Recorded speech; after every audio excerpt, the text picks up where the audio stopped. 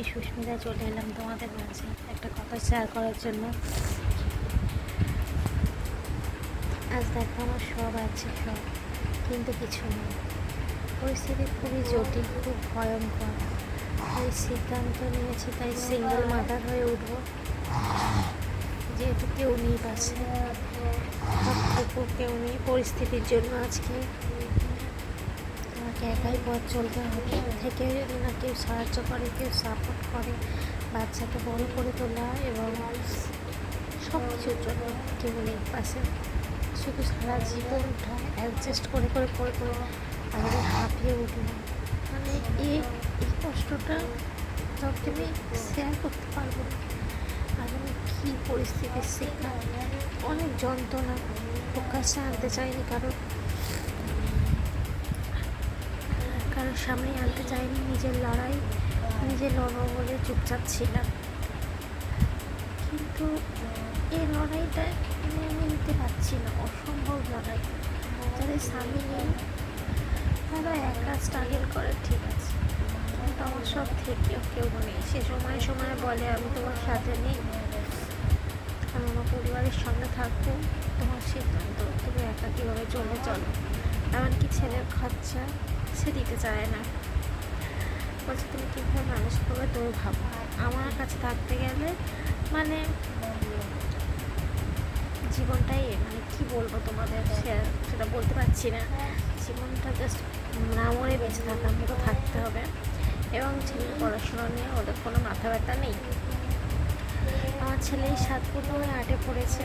তো এই মতো অবস্থায় একটা বাচ্চার ভবিষ্যৎ গড়ার টাইমে আমরা শিক্ষিত মানুষ হয়ে কী করে এটা মেনে নেবো? তাও 10টা নয় 5টা নয়, আমার একটাই ছেলে, ওর তো একটা ভবিষ্যৎ আছে। যার জন্য আমি চিন্তাভাবনা নিয়েছি যে বেঁচে থাকবো, বাচ্চার মতো বাঁচবো, বাচ্চাটাকে মানুষ করবো, যেটা আমার মেন টার্গেট। বাচ্চাটাকে মানুষ করবো, নিজে খাটতে হলে খাটবো, খেটে বাচ্চাটাকে আমি একটা উজ্জ্বল ভবিষ্যৎ দেওয়ার।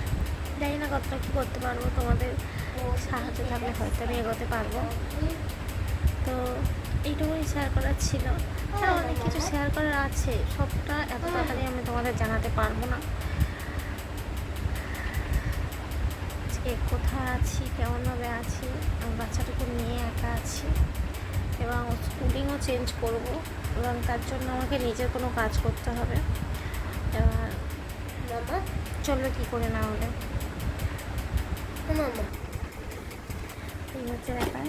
এবার তোমাদের সঙ্গে থাকবো, আমি সবটা শেয়ার করবো। আমার একা পথ চলে, আমি কীভাবে চলছি না চলছি, এবং জানি না কতটা কি পারবো, কারোর সাপোর্ট নেই। তাদের এই সবার সাপোর্ট আছে, কিন্তু আমি ওখানে মানে এই ঝামেলাগুলো নিয়ে যেতে চাইছি না। আমি চাইছি না যে কিছু উপার্জন করে আমার বাচ্চাটাকে মানুষ করতে। পুরো ভবিষ্যৎ পড়ে আছে, 7+ মানে বুঝতেই পারছো কতটা ছোটো। পড়াশোনায়ও যথেষ্ট ভালো, কিন্তু আমার কেউ নেই। যারা বিধবা হয় তাদের মানা চায় যে কেউ নেই, ঠিক আছে, আমার থেকেও কেউ নেই। এই দুঃখটা মানে কাউকে ভুলে বোঝাতে পারবো না যে এই দুঃখটা ঠিক কী। অনেক আপ অ্যান্ড ডাউন নিয়ে মানে জীবনটাকেও এই অবধি এনেছি। এখন তো পরিস্থিতি জানি না কী হবে, তবে এটুকুই সিদ্ধান্ত, একা পথ চলবো, নিজের মধ্যে চলবো, আর বাবা মায়ের সঙ্গে নিয়ে থাকবো। তবে ছেলেটাকে মানুষ করতে হবে আমার। যদি কারোর হাতে কোনো কাজ থাকে, আমার খুব প্রিয় বন্ধুরা, যদি তোমরা আমার ভিডিওটা দেখো, জয়নগর টু বারাসাত, আমাদের দক্ষিণ 24 পরগনার মধ্যে জয়নগর টু বারাসাতের মধ্যে যদি কোনো দোকানে মানে কোনো কাজ থাকে, যদি তোমাদের জানা থাকে, প্লিজ জানাবেন। কেননা এক্ষুনি আমি তো অন্য কিছু করতে পারবো না, যেহেতু ছেলে খুবই ছোটো। একটা মানে সব কিছু ব্যাপার থাকে, পড়াশুনো, লাইফস্টাইল, তো ওকে সামনে আমাকে করতে হবে। তো তোমরা প্লিজ আমার সঙ্গে থাকো, এটুকু রিকোয়েস্ট করলাম। আরও আস্তে আস্তে আমি আমার লাইফের সমস্ত ডিটেলসটা তোমাদের বলবো। উপর বললাম, যেহেতু বুঝতেই পারছো পরিবারের ব্যাপার, সব পাবলিক করা এই মুহূর্তে সম্ভব নয়। তো উপর বললাম, পরে যদি সময় আছে অবশ্যই আমি ডিটেলস বলবো কী কী থেকে কী হলো, কেন হলো। আজকে মাথার উপর থেকে ছাদ, পায়ের নিচে থেকে মাটি দুটোই আমাদের নেই। আমরা অনেক কষ্টে বাচ্চাটাকে নিয়ে আছি। জানি না কী হবে, তবে আশা রাখি ভগবানের দিন ঠিক পাল্টাবে এবং ঘুরে তো ঠিক দাঁড়াবোই দাঁড়াবো, আজ না হোক কাল। তোমরা পারলে আমার ভিডিওটি একটু শেয়ার করো, সবার মাঝে পৌঁছে দিও, এটুকুই বলবো। আর এই চ্যানেলে তোমরা আমার একা পথ চলার ছোটো ছোটো ক্লিপ দেখতে পাবে, অবশ্যই দেখতে পাবে। তোমরা যদি মনে করো দেখবে তাহলে আমাকে কমেন্ট করো, আমি অবশ্যই দেখাবো।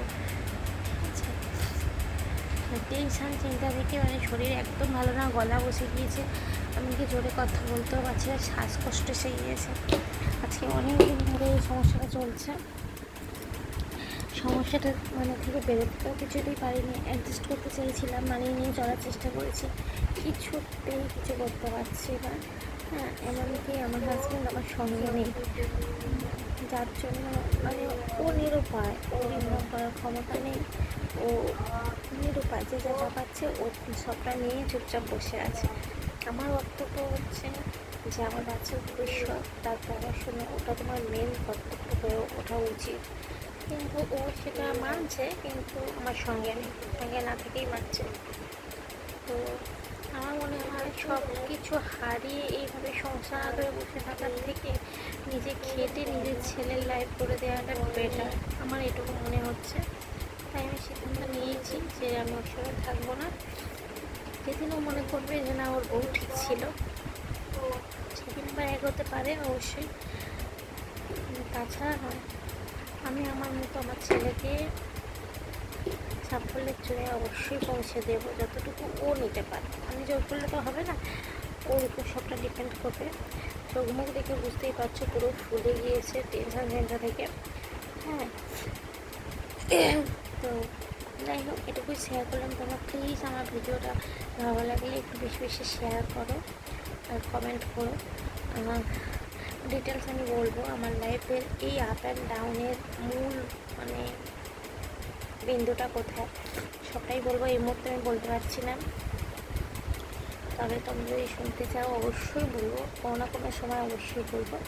তার আগে আমাকে একটু ঘুরে দাঁড়াতে হবে, আমাকে একটু কিছু কাজ খুঁজতে হবে, কাজটা আমি পেয়ে যাই, আমি নিজে একটু সামলে নিই নিজেকে, আমি অবশ্যই আস্তে আস্তে সবটা তোমাদের সঙ্গে শেয়ার করবো। আর তোমরা যদি পাশে থাকো আমি খুব তাড়াতাড়ি একটা কাজের সন্ধানও পাবো, এটুকু আমার মনে হচ্ছে। তো আজকের মধ্যে এইটুকুনি, মুখে হাসি নেই, মনে মানে কোনো আশা নেই, তাও তবু কোনো কোথাও গিয়ে মনে হচ্ছে যে না হয়তো আমি পারবো, আমার চিন্তাভাবনাকে আমি বাস্তবায়িত করতে পারবো। তো এই আশা নিয়ে এইটুকু তোমাদের সঙ্গে শেয়ার করলাম। তোমরা আমার বন্ধুরা প্লিজ একটু শেয়ার করো বেশি বেশি করে, যাতে করে আমার এই ভিডিওটা সবার কাছে পৌঁছে যায়, তার থেকে আমি কোনো না কোনো হেল্প পাই, এটুকুই। তো চলো আজকের মতো এইটুকু, টাটা, ভালো থেকো সবাই, সুস্থ থেকো।